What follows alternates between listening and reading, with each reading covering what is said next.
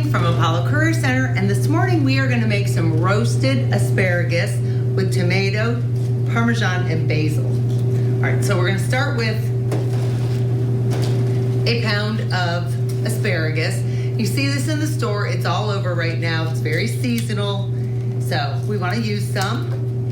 All right, so what you want to look for is thin stalks, because the thinner it is, the younger it is, the more tender it is.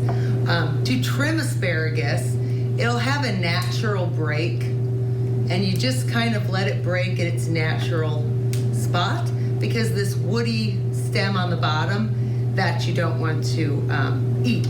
So I'm just gonna go ahead and trim this from where those stalks wanted to break. If I had more time, I would snap each one, but we're not going to do that. Always wash your asparagus, obviously, all your vegetables. And this we're gonna toss with some salt and pepper and some olive oil. We're gonna start with that. And then I've got in my bowl here, which I'll show you in a minute, I have some grape tomatoes, cherry tomatoes, whichever you can find is fine. Start with this here. So I've got my asparagus, add some salt and some pepper, and about a tablespoon or so of olive oil. Just put a little bit in there. We're gonna toss that together. And then what we want to do is lay this out onto a baking sheet, and I've lined it with parchment paper.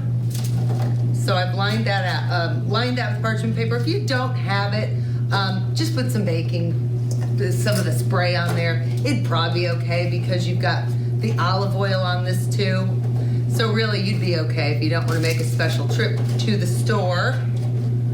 All right, so we got that in a single line. Now, like I said, I've gone ahead and I have halved the cherry tomatoes. So we'll start with that, and then I've got 2 cloves, which I used the garlic that's already chopped up. So it's about maybe a little more than a teaspoon. Put that into there. We're gonna add a little bit of pepper, a little bit of salt, and again, a little more olive oil. Just gonna toss this stuff together. Oh, it smells so good. Now I've got a little more than a half a cup of Parmesan cheese. Well, a little more than a quarter cup, more like a half cup. So I am going to sprinkle this Parmesan cheese right on top of the asparagus. And now I'm going to line this with the cherry tomatoes. And this is gonna go into an oven. 425 degrees, 10-15 minutes. You want it to be caramelized, meaning getting golden brown, getting a little bit tender, the stalks of asparagus. You want them to be the al dente, a little firm to the bite. You don't want them to be all mushy, so you don't want to overcook them. All right, so this is gonna go into a 425 degree oven. This is just out of the oven, and look how beautiful. It smells great. Okay, now we're gonna add to this some basil. So I'm just gonna pull some leaves, and we're going to roll it and cut this thin.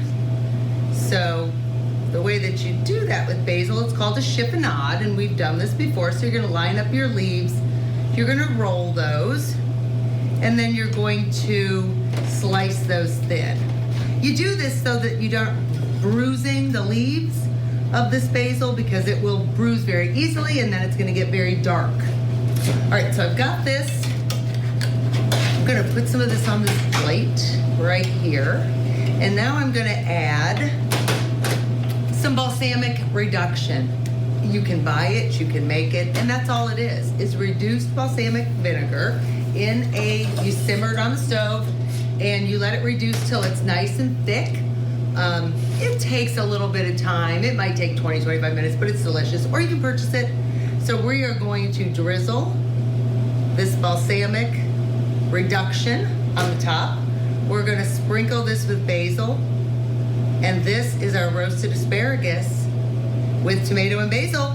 And this and all the recipes can be found at ApolloCareerCenter.com. And First Edition will be right back.